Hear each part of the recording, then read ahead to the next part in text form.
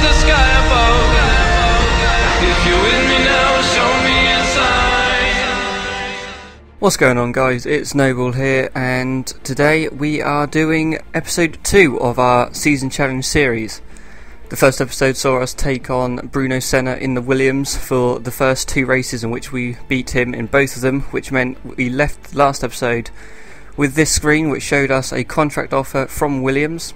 I offered it up to you guys as to what you want me to do, and you, the majority of you, wanted me to decline the offer and choose Sebastian Vettel as my next rival. So, as you can see on screen, that is what we're now doing. We are level on points with Vettel, so it should be a close battle. But Lewis Hamilton looking pretty good in the championship, 20 points clear already after just 2 races. But we're at our home Grand Prix.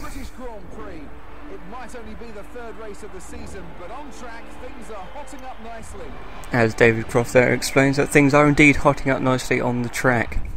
So, quick setup for Silverstone.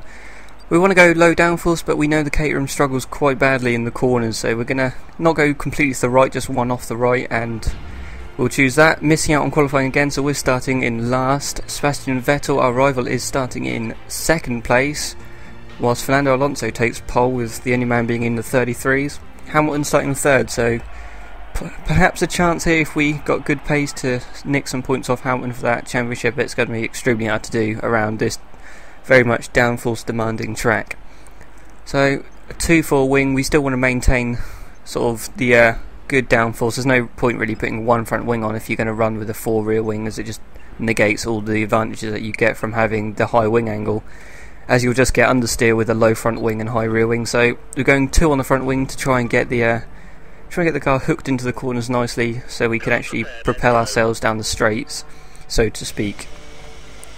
But yeah, as I said, starting from last place as we didn't bother with qualifying, as we now head out onto the track.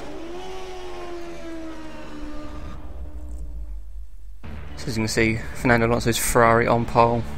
There is Vettel. And there is our teammate Kovalainen, who has qualified in front of what looks to be one of the HRTs, so a vast improvement for Kovalainen there. We'll be looking to make up as many positions as we can on this run down to turn 1 as the lights come on, and now we are away, and we're getting a good start, passing Kovalainen, passing Kartikainen and Charles Pic, and maybe even Glock before we even reach turn 1, so it's a good start. Use both our curves, we're going up the inside, we've got a Force India of Terrestre, I think, spinning there.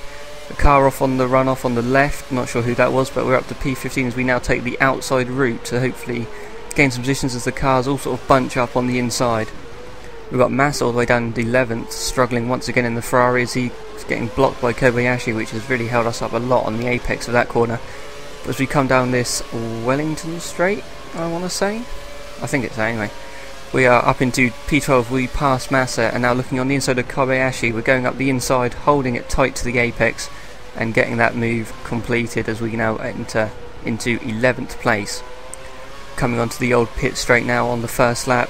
We've had a good first half of the lap, already up to P11 as I said, as we're now chasing down Perez, who looks to be behind one of the Force Indias, which is Hulkenberg, as we saw through turn 1, Terrestre was spinning wildly out of control.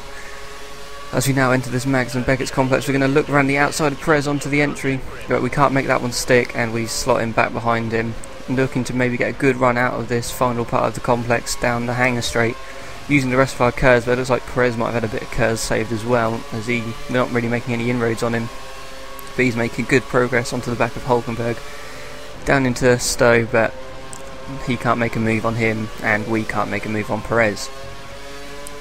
Going down into the final few corners, they're all going defensive. We're going to sail down the outside of Perez. We're looking on the inside of Hulkenberg. We've backed out of it, but he's gone a bit wide, which has compromised his exit. We're now up the inside, and he's going to back out of that one as we come across the line to start lap 2. We are well within the P10. We are well within the top 10. Sorry, we've got Perez just behind us, but he can't make an impression through this first sequence of corners. As we now try and hunt down the top 8, you can see them all sort of nose to tail, but the first one on our list is Jenson Button in the McLaren.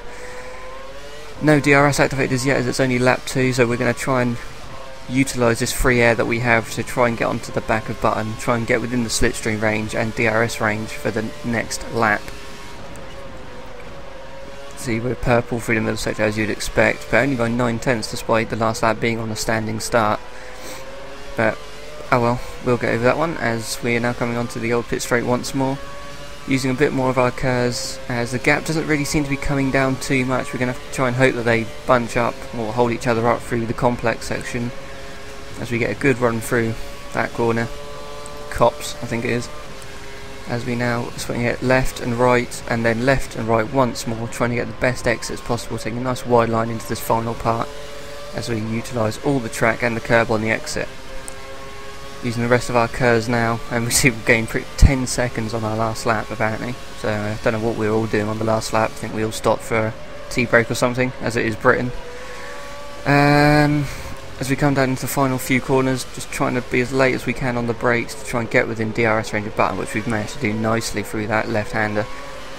Vastly later on the brakes than Button and the rest of the AI by the looks of things, as we're now right up behind his rear wing as we come down into turn 1. We're getting a nasty dirty air effect. The bump also puts us off a little bit, which puts us onto the grass. Some dirt on our tyres, some grass, but that doesn't seem to have compromised us too much as we're still well within DRS range of Jenson Button.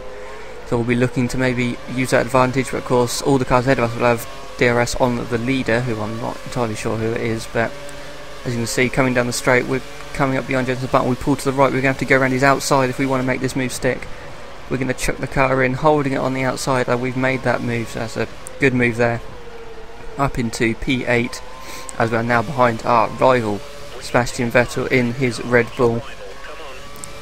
No multi-21 today for Vettel, so we'll be looking to have a clean fight and a fair fight where we both have our engines turned up. You mad? As we now come out of the old turn 1, coming into the Maggots and Beckett's complex once more, we're really closing on him as we come into this section. But of course, one line through here, as we see, was trying to set ourselves up to get the best exit possible once again.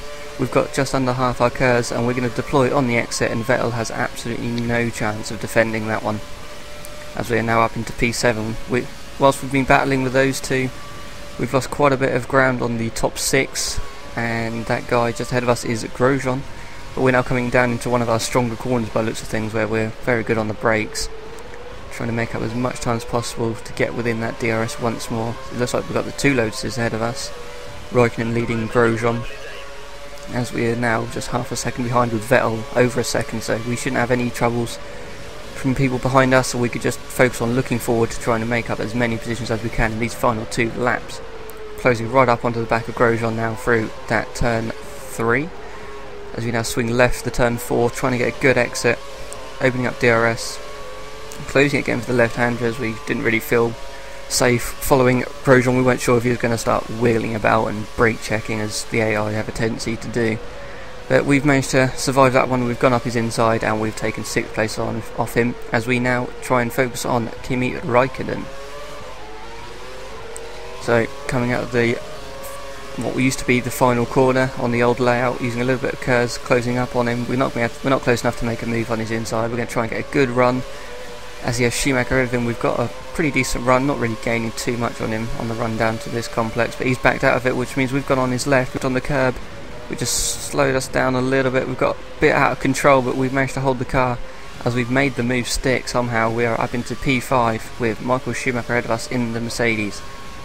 The cars ahead of him look to have made a bit of a break for it from the last few laps, so it's going to be very difficult to be able to catch them and to try and get on the podium for our home Grand Prix, but we'll give it all we've got, as we really need to dispatch of Schumacher as quickly as we can as we close up on him once again very much in that sequence of corners. We now got the inside of him into the final corner, which means that as we start the final lap we are in 4th position. We've got Alonso leading, presumably it's Hamilton in 2nd, I haven't seen him as yet, and Webber in 3rd, 1.6 ahead of us, so that's a pretty big gap to close up. We're not going to be within DRS range either, which is going to be compromising, but we've got clean air, so we'll see what we can do. But Webber isn't particularly close to the 2 cars ahead, which means he's not really going to be held up through any of the corners, so he can sort of push to his maximum without being affected by the cars ahead, and we're not really close enough to make an impression on him as yet. Hopefully we'll be able to be in a position to put some pressure on him, maybe overtake him if we can, but we've gained 4 tenths in that first sector, which isn't too bad. We look to be gaining a little bit more on him now after we've done those first couple of corners of the second sector. Swinging it into Copse in 6th gear, chucking the car in, running it right out wide onto the curb. But we look like we actually lost time to Webber there, maybe. Just a little bit as we now come through this complex once more. Carrying as much speed as we dare, hoping that the little Caterham can hold onto the track as best as it can, which it just about does. Excuse me there, as we're saving our curves. We're not going to deploy it down this hang straight, as we know we're not going to be able to get close enough to have a go into this corner. But from previous laps we've seen we're good into this braking zone coming up, so maybe we can get a run out of the final 2 corners and lunge him up the inside. We're closing in, we've locked up, we're still right underneath his rear wing though. He goes wide, we're trying to duck up the inside, we're using our curves, we've cut our nose up the inside. Webber lets us go, and he hasn't come across the front of us, which means a solid 3rd position there. Not too bad at all. So yeah, pretty good result that one. 3rd place, finishing ahead of Vettel, which is the main thing. As you can see, he's down in 8th place. That's pretty poor. What are you doing? Lewis Hamilton finishing in 2nd. So he didn't get the win, but he still gained a further 3 points on us, which is a bit disappointing for the championship at least. But who knows? We don't know if we're going to be in contention for the championship right till the very end. As you can see, we're 23 points behind him now. Even Fernando Alonso's jumped ahead of us and Vettel. So it's going to be pretty tight, as is the constructors. McLaren romping away with things, Red Bull just 15 points back, Ferrari a further 16, and then there we are, solitary 45 points, and not really in contention for the constructors. Thanks for joining us here at the Canadian Grand Prix as we go straight to qualifying. David Cross saying we're going straight to qualifying, but he's lying. We're not going to go to qualifying, as we're not going to take part in that. But the setup for Montreal is definitely going to be far right. We want that straight line speed as much as possible to try and give us the best overtaking opportunities. So 24th place, Kovalainen once again outpacing Karthikeyan. Not that that's really much of an achievement, but we'll give it to him for this one. Sebastian Vettel qualifying in 4th place this time, whilst Lewis Hamilton is on pole. That's not looking good for our championship hopes, but who knows, maybe Alonso can challenge him. Maybe this is the time of the season where Alonso takes the fit to Hamilton and starts to take a few race victories off him, as we saw in Silverstone. Just going through this up now. I think it's the same as the stuff we ran in the first episode, the first 2 races of that one, where we ran the far right setup. As we now head out onto the track to take our grid spot in 24th place.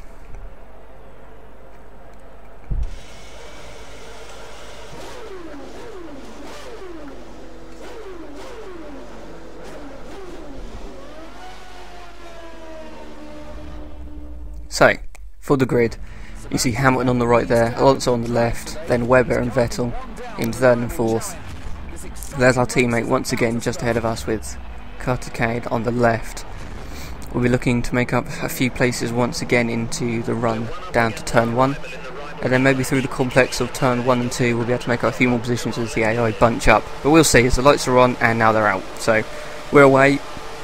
Much better start by the AI it looks compared to Silverstone, but we're still going to try and squeeze on the right hand side of all these guys. We've gone in very deep, but we've just managed to stop before hitting the back of Verne, but we then give him a nudge into turn 2 just for good measure, as we're holding in the car really tight on the right hand side, trying to get past a number of cars on our left on the run down to this first chicane. We've got Rosberg ahead of us, we've got Senna, our old rival, looking to go around the outside, but he can't manage it, and then we get very close to the wall, passing Rosberg on the exit, switching across the track as we now try and pass Ricciardo. He's still trying to hold on round our outside. He's now on the inside, but he's getting a bit wobbly as he doesn't want to crash into us.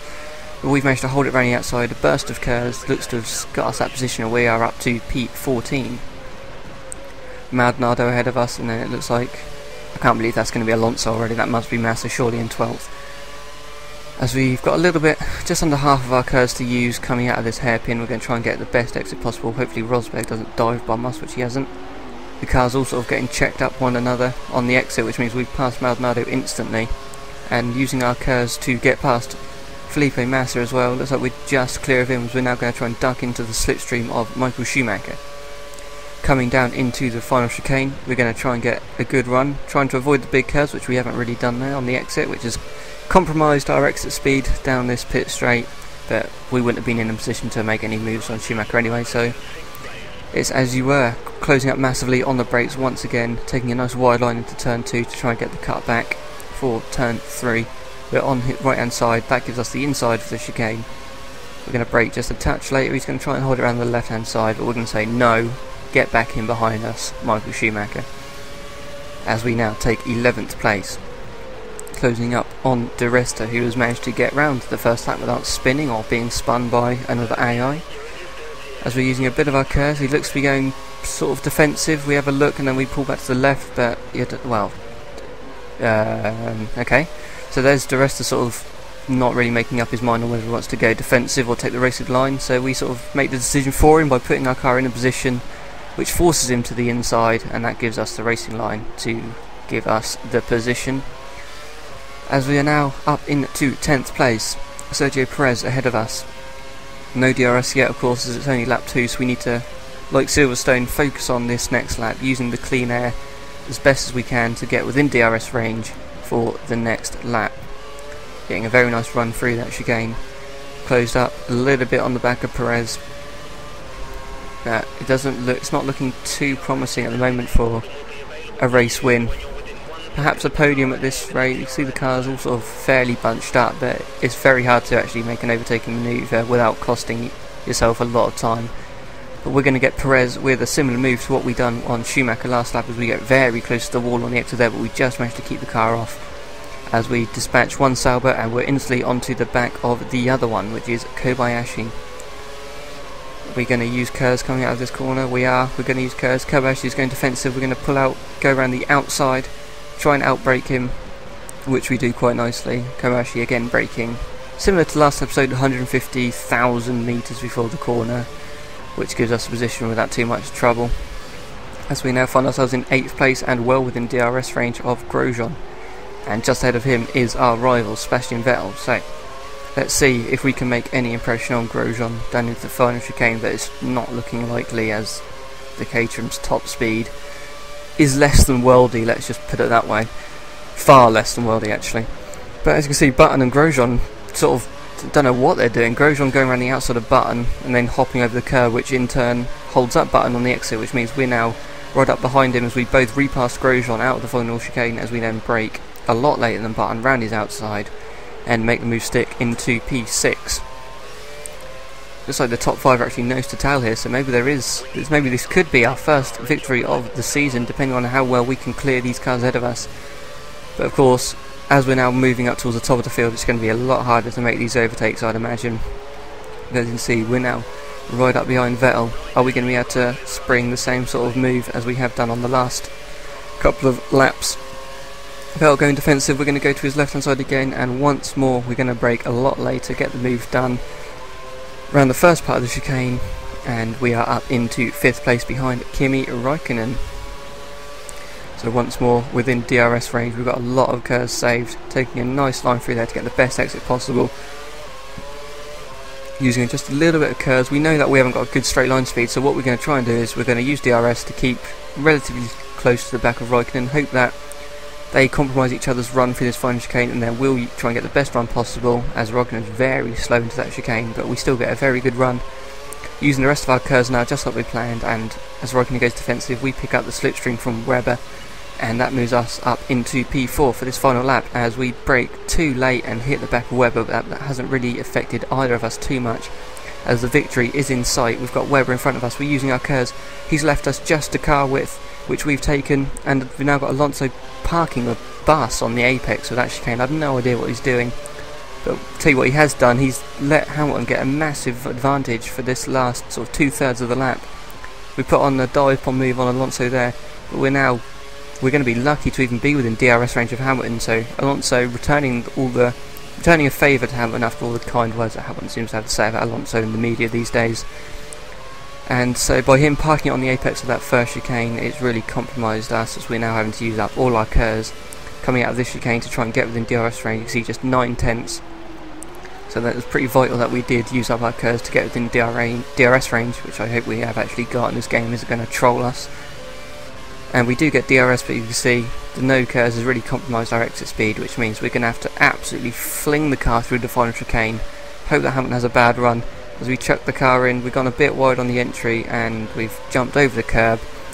Just glanced off the wall of champions there, but no damage, no real damage done, as we have to bring the car home and settle for a very solid second place for a Caterham, but the championship is looking ever so far away now with Hamilton putting in these very consistent results. I think that's his third victory of this season. But as you can see, we once again finish ahead of Sebastian Vettel, which means we have beaten him on our rival challenge. So we will probably, well, unless we're going to get E8, we definitely will get a contract offer from Red Bull. But as you can see from the championship, we are 30 points behind Hamilton, so that's a pretty big margin after just 4 races. It's looking very difficult for us to be able to take the championship fight to him, but that's what this challenge is all about, and that's exactly what it's providing to be, a good challenge. We're having to drive our absolute socks off to get anywhere near Hamilton, and it's only the small mistakes which can let us actually get ahead of him in the championship. But that's enough for now. That will wrap up this episode 2. As you can see there is the offer from Red Bull. So like last week, leave in the comments whether you want me to accept or deny or reject the offer. And if you do want me to reject it, who do you want me to pick as my rival for the next episode? So for now, that's it. Thank you for watching. I hope you've enjoyed what you've seen, and I'll catch you again soon. Remember to leave those comments in the section below, and I'll read them over the coming weeks, and you'll see in the next episode what we are going to be doing. But yeah, thank you for watching, and it's bye for now.